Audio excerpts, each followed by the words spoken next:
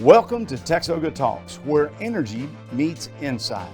The purpose of this podcast is to provide you with a candid conversation about our energy needs, our energy security, and your energy future. Texas oil and natural gas have made our nation the world's energy leader, constantly innovating and investing to fuel the economy, protect the environment, and power the world. This industry is fast-paced, high-tech, and essential to improving modern life. And we're here to talk about it. You're listening to TXOGA Talks, where energy meets insight.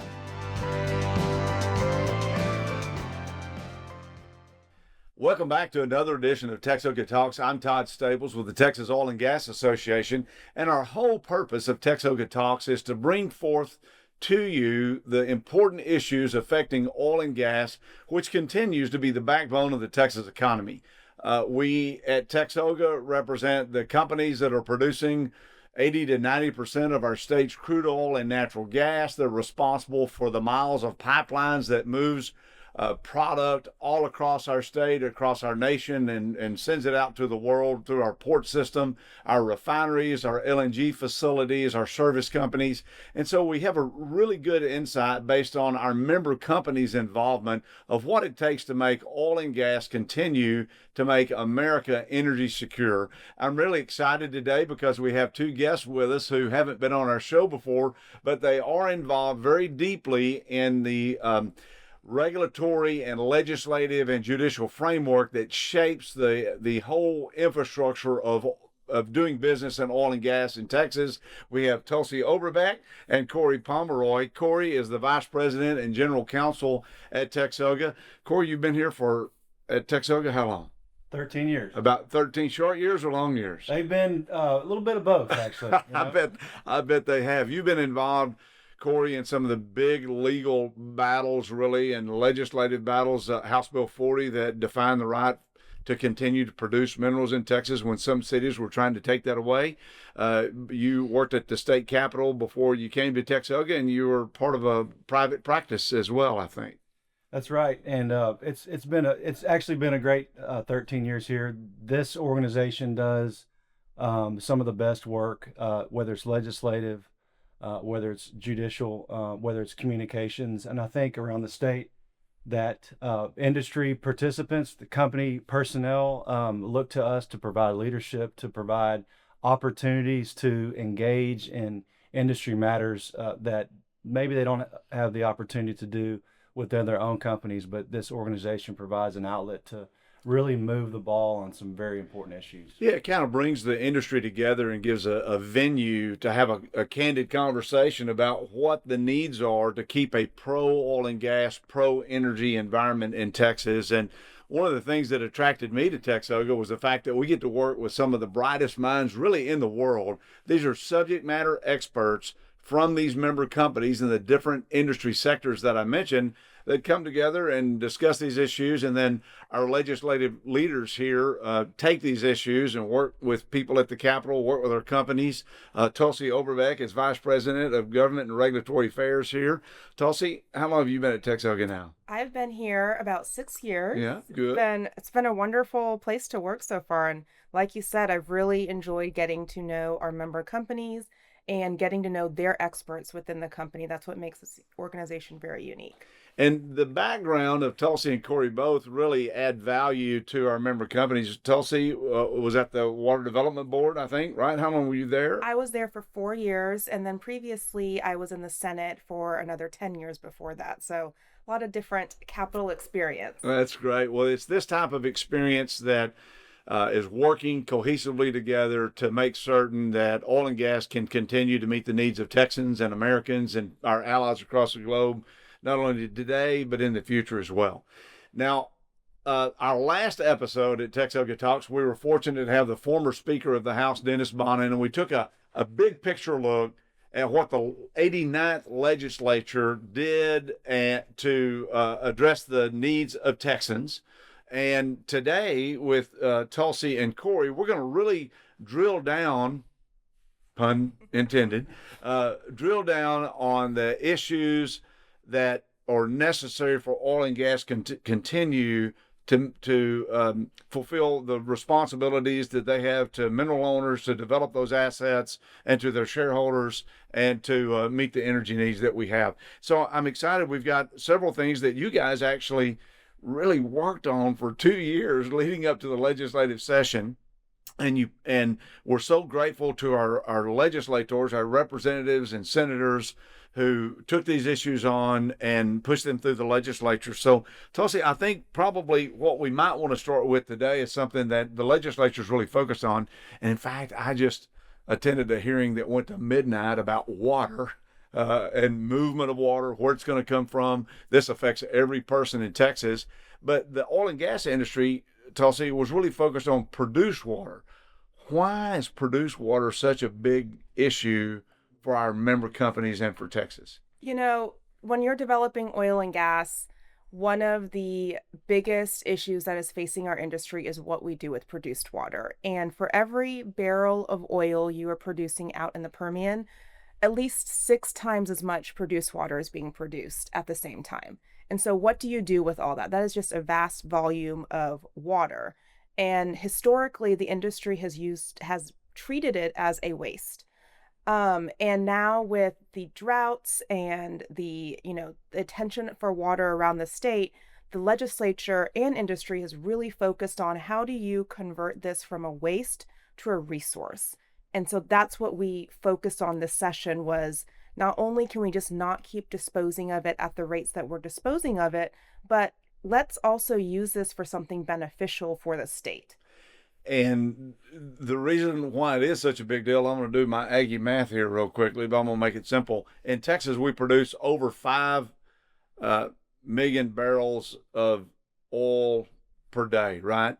And so if you've got 6 barrels of produced water for every barrel of oil that's produced, that 30 plus million barrels per day that you have something to do with this produced water. And produced water is very different from groundwater that your local water co-op or your municipality is providing you as your home. Produced water is that stream of water where that oil or gas is encapsulated, thousands of years old, and it comes up with that oil and gas. It's not like it's a clear stream and you only get oil, you get gas. You get produced water, you get oil, you get gas, then you have to separate that and then go to the different systems with it. It's very massive, as you can imagine, considering the size of Texas and the volume that we have. And Tulsi, there were several bills, I think, that were dealing with water and produced water, but one in particular was Senate Bill 1145. Who were the legislative champions on that bill? And tell us a little bit about what Senate Bill 1145 did. So the authors of that bill were Chairman Birdwell and Chairman Landgraf. They were fantastic leaders. They were also, chair of Senate Natural Resources and a chair of Environmental Regulation in the House. What that bill did was create regulatory certainty for the industry. It moved the permitting from Railroad Commission to TCEQ for treated produced water for land applications. So we're talking about irrigation of crops, things like that, applying it to the land. Right now, TCEQ can issue permits for discharge into streams. So if you want to clean up the produced water and then put it back into a riverway to create more resources, you can go to TCEQ currently and get a permit. And we actually think there's a couple permits that are going to be issued here in the next couple months. So it's very exciting for Texas.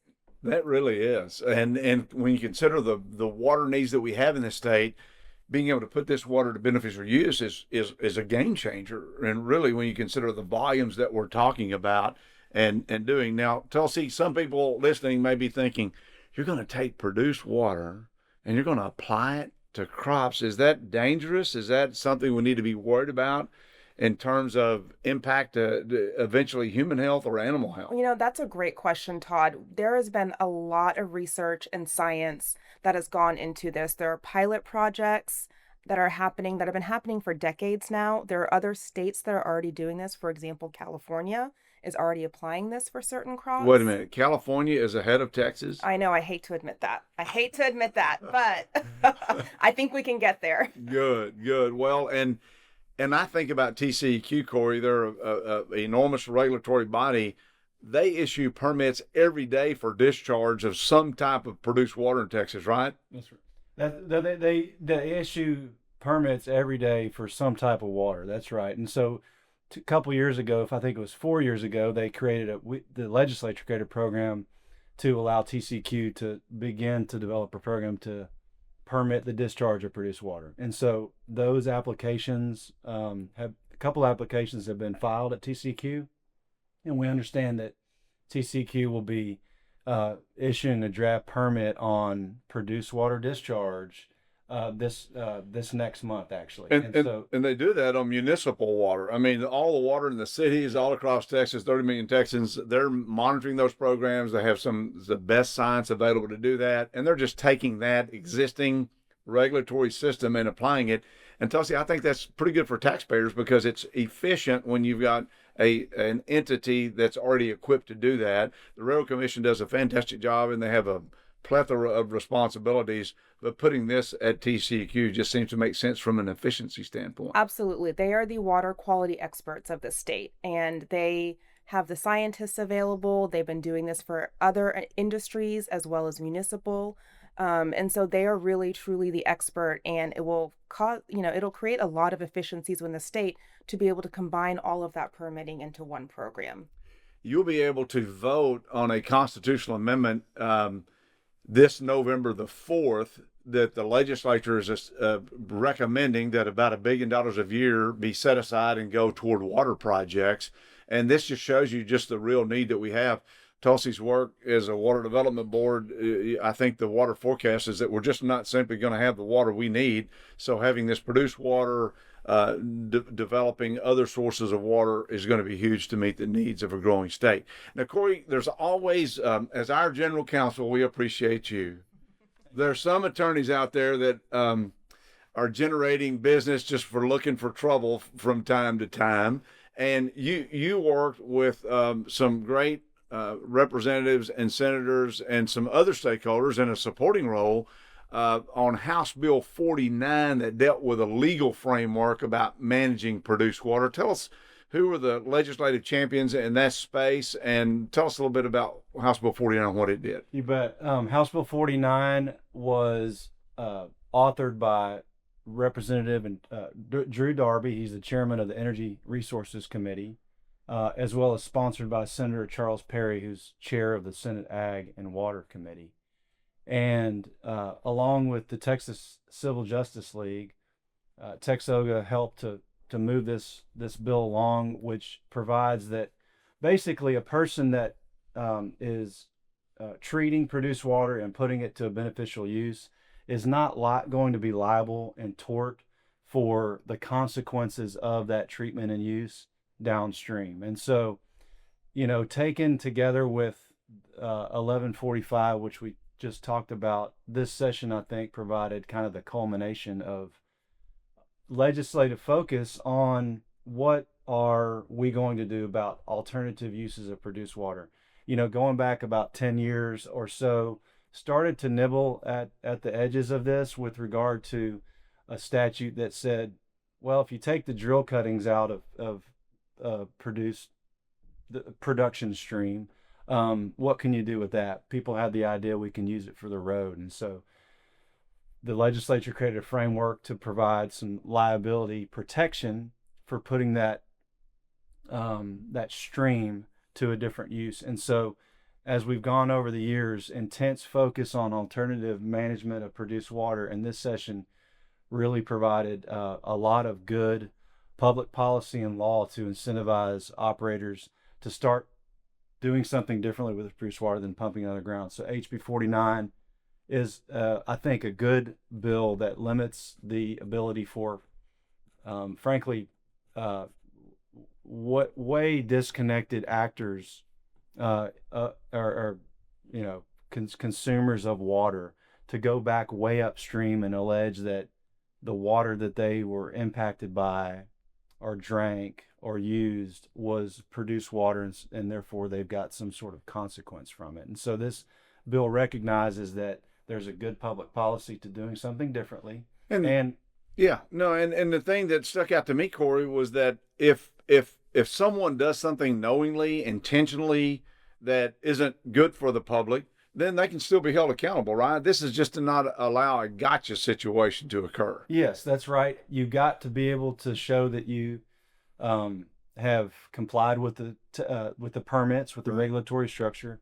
You can't be grossly negligent in the use of that produced water, and you can't intentionally do something wrong with that produced water. But if you're engaging in good faith commerce to do something differently, then this bill provides. Well, and here's why that's so important. When I ran for office just a couple of years ago now, 60 Minutes was producing segments on TV saying Texas justice for sale. We just had a really imbalance in the scales to where businesses were not locating in Texas because of the litigious environment, and not for good cause, but for just frivolous issues. And so bills like this says, bring your dollars, bring your investment, bring your jobs, bring your capital.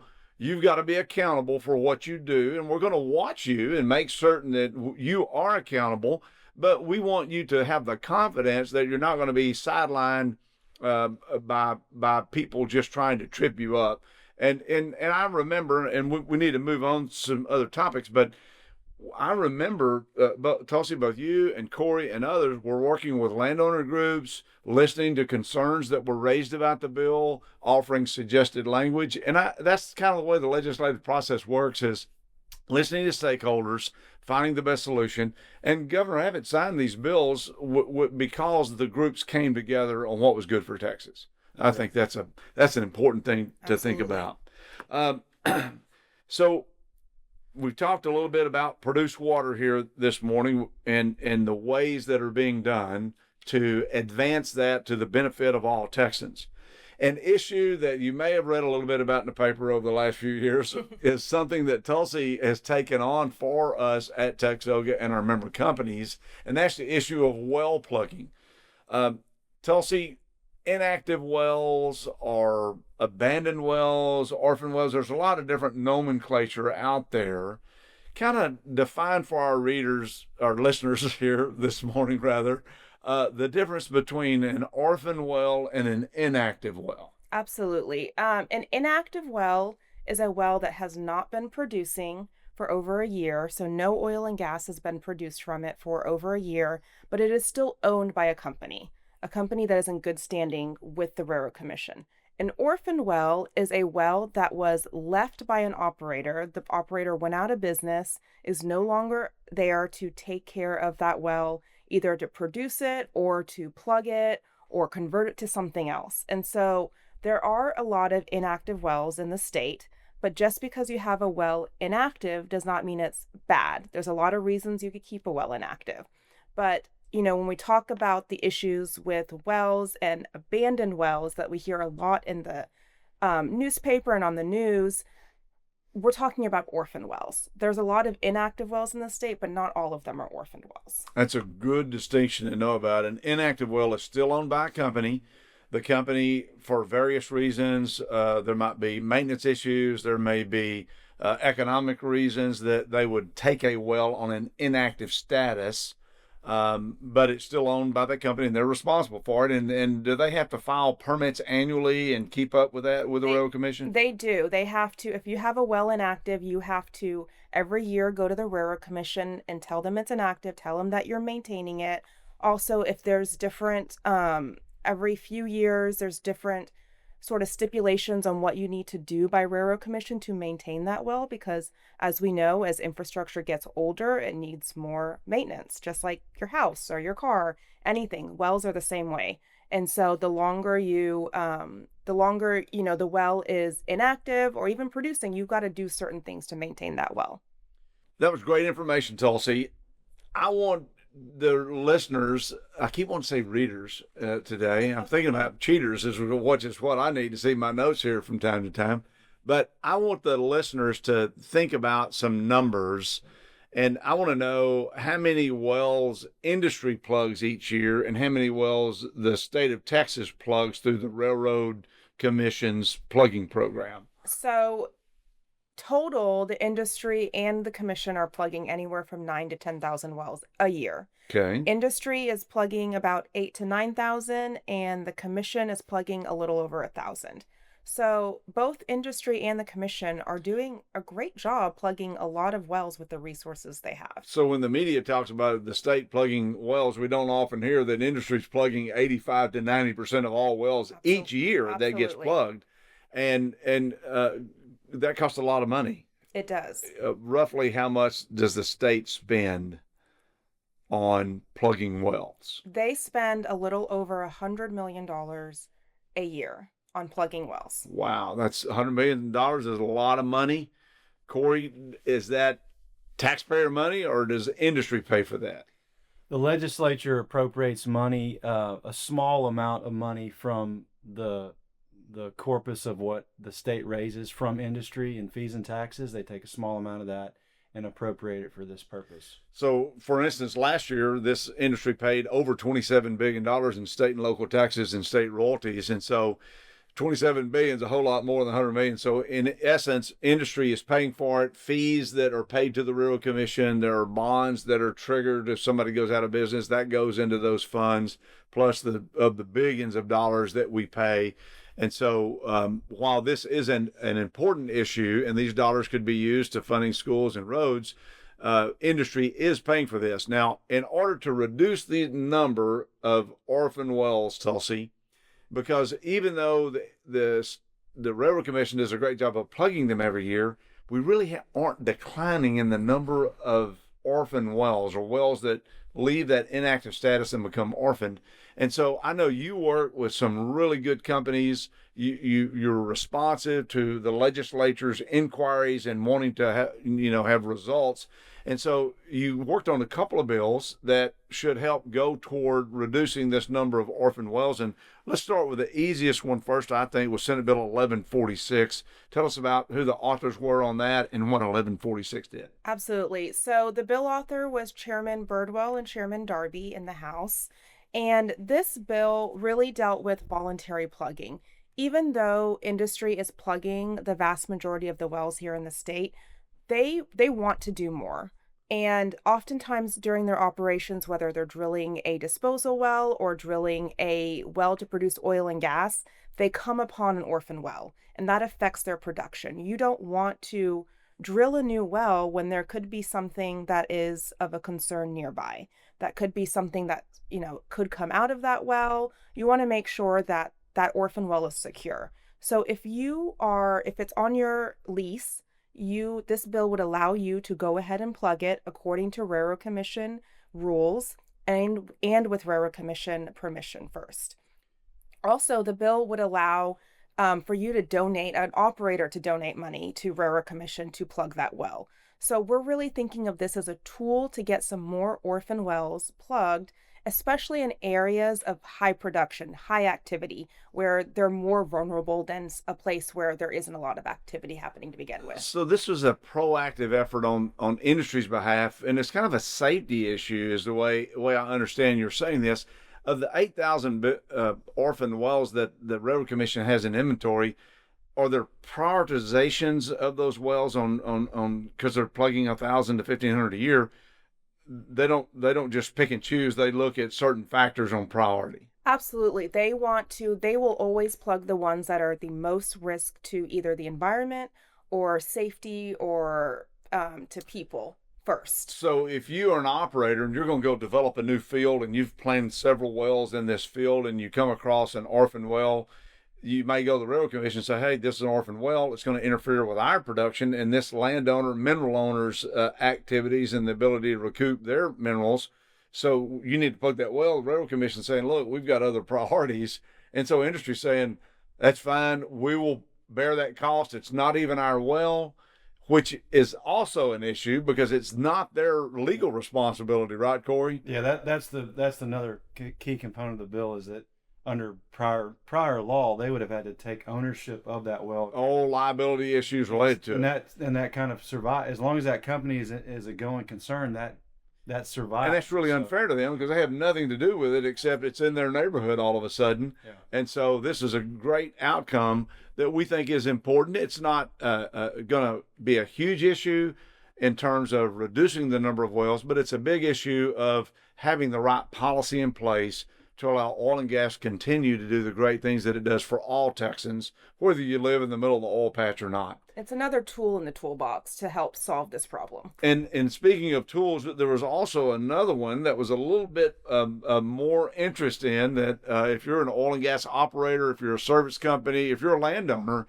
you probably want to know more details about Senate Bill 1150, Yes. Tulsi. So tell us a little bit about that. That was the doozy for us this session. And industry along with the legislature came together to really look at the growing number of inactive wells in the state, which were also leading to the growing number of orphan wells. And they really the legislature charged industry to come up with a solution to really help get more wells plugged.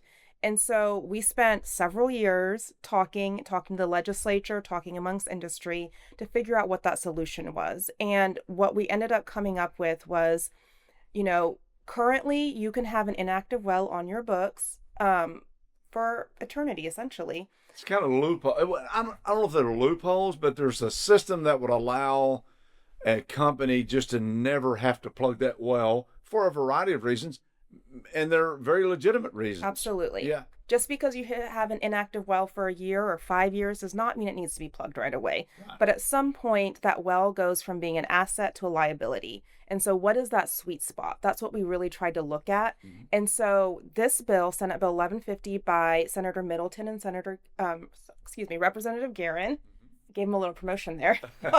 Pays the same though. They both get $600 a month, folks. So Senate Bill 1150 by Senator Middleton and Representative Guerin said that if you have an inactive well that is 15 years of inactivity and 25 years old, then you have to plug the well. Did everybody agree on those numbers of 25 years old and 15 years of inactivity? I wish it was that simple.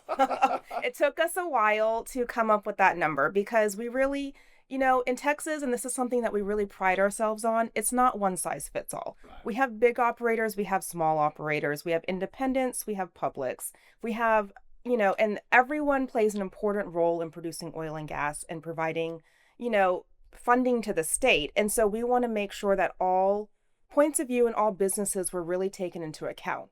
So while that number isn't perfect, it is a start to getting some more inactive wells plugged where, you're probably at the point where you're not going to produce that well anymore. However, there are companies out there that do produce wells that are more than 15 years inactive and that are much older than 25 years old. And they should be continued to allow to do that. And so that during the legislative process really came out through testimony, through conversations, stakeholder conversations with the legislature about, what does that look like? How do we accommodate for that? And so there is an exception process in the bill as well, where you could go to Railroad Commission as an operator and say, hey, I'm going to produce these field of wells that are older, but I have a plan for them. And so then it allows you to develop those fields because we want everyone to develop all the resources to the full capacity that they can. Well, I really was impressed, Tulsi, with Senator Middleton and Representative Guerin of over 9,000 bills, this legislative session bills, resolutions, all the different types of things they have to look at. These two officials and their offices really spend an inordinate amount of time listening, getting feedback from the different size companies that you're talking about. Some groups wanted to plug wells after 5 years old. Some wanted to plug them after 5 years of inactivity rather. Mm-hmm. Some wanted to go 25 years of inactivity. And the whole premise behind this, to me, was once a well has reached the end of its economic life, you really don't have a plan for it. Then you have just like the state gave you the authorization to drill that well, the state has the expectation that you plug that well. The landowner has the expectation that you plug that well. And so it's the right thing to do. And I'm really impressed with the companies that step forward. And like you said, not everyone agreed. There were a lot of conference calls and Zooms and a lot of legislative hearings on this issue to get to the right point, to make progress, to plug these wells that need to be plugged, but to also allow those wells that could be used to be put back into beneficial use. It's a game-changing kind of framework now for oil field operators with regard to inactive wells. It's a stricter process. They're going to be plugging more wells, Absolutely. but recognizing that it is a change in operations and a change in people's outlook and financial operations. There are provisions in the bill that will allow some exceptions to be made under very strict circumstances to get an exception from the Railroad Commission and to provide a kind of a plan over a period number of years. So I think we hit the nail on the head with regard to updating this law to make it strict to plug wells, but also allowing for there to be a transition period. Well, and another key part of this bill that I think will really help move the ball forward going, in the future is the reporting requirement by Railroad Commission. Tell us about that. Yeah. They do an excellent job of keeping track of the orphan wells because they are required to plug it. And they put out a report every year, even quarterly, about where the orphan wells are, the status, what the priority is, how they're planning to plug them. But that data is really lacking for inactive wells. So this bill, similar to the orphan well report, would ask Railroad Commission to report annually to the legislature about how many inactive wells are there, how many wells are being plugged, how old are those inactive wells, when is an inactive well coming back into production. That is something I think that was very challenging as industry to deal with. Was we didn't know how long a well could be inactive when a company would still bring it back into production. So keeping some of that data on hand will really help the legislature make policy decisions in the future if anything needs to happen again.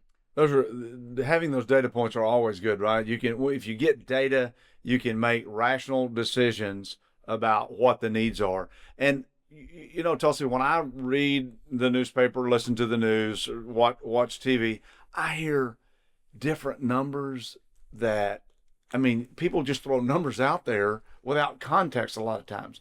Cory, when we talk about inactive wells in a global sense, are there only inactive oil and gas wells, or are there other types of wells out there too? Yeah, we're talking about, injection wells. We're talking about exploratory wells. It's mainly oil and gas wells, but it's a broad. There's even wells to dispose of medical waste and things like that, right? That different agencies have different responsibilities for. So, right. The good news is the science is very sound in this space. Our water tables are protected. Oil and gas wells have multiple layers of steel and cement to protect that water. The Groundwater Protection Council looks at this. The agency, Railroad Commission, has a whole department that just looks at water quality and making certain that that's done right. So I'm very confident that good things are happening to protect our water supply. But this is even better because if you're a landowner and you've got an old well on your property that may have issues, you want to see that gets plugged. So I think this is a good bill that moved everyone forward. Folks, if you want to know more about these bills, if you want to learn and kind of dig in, you can go to Texas Legislature Online. That's a good source. I think this is the best one I can think of. Just put that in your query, and it'll allow you to type in these bill numbers that we're talking about. You got to be careful to make certain you put the right legislative session, and right now it'd be the 89th regular. That's right. Because Governor Abbott has called a special session, begins July 21st. And so you'll need to distinguish between that. But I would encourage you can get online, you can look at, see what the fiscal note was, how much was allocated or expected to be spent by the state. You can look who the witnesses were, who was for these issues, who were against them, and who might have been on the fence. And so Texas Legislature Online is a great source to look at. Absolutely. This information has been super. You guys were really in the weeds. We may be giving more information than our listeners want to hear, but we wanted you to hear the inside of how these issues were developed and to be very transparent about this. That's what I like about TXOGA Talks. Oil and gas is great for our economy. We're making tremendous environmental progress every day. our member companies are developing solutions to the challenges that anyone faces, as any business would face as they're going forward. I want to break this up into part 1 and part 2 because we have so much good information. So this concludes part 1 of what happened during the 89th regular session directly affecting oil and gas. When we come back, Cory and Tulsi, I want us to talk about other issues, and some of them are direct oil and gas related, or some of them may be related to creating a pro-business environment.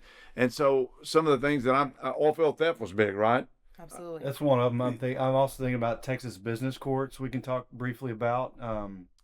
LNG is another topic. I mean, Texas is the world leader in LNG right now. Allies across the globe are depending on natural gas produced in Texas, transported by pipeline to our growing liquefied natural gas industry that is exporting these products all over the world. That's huge.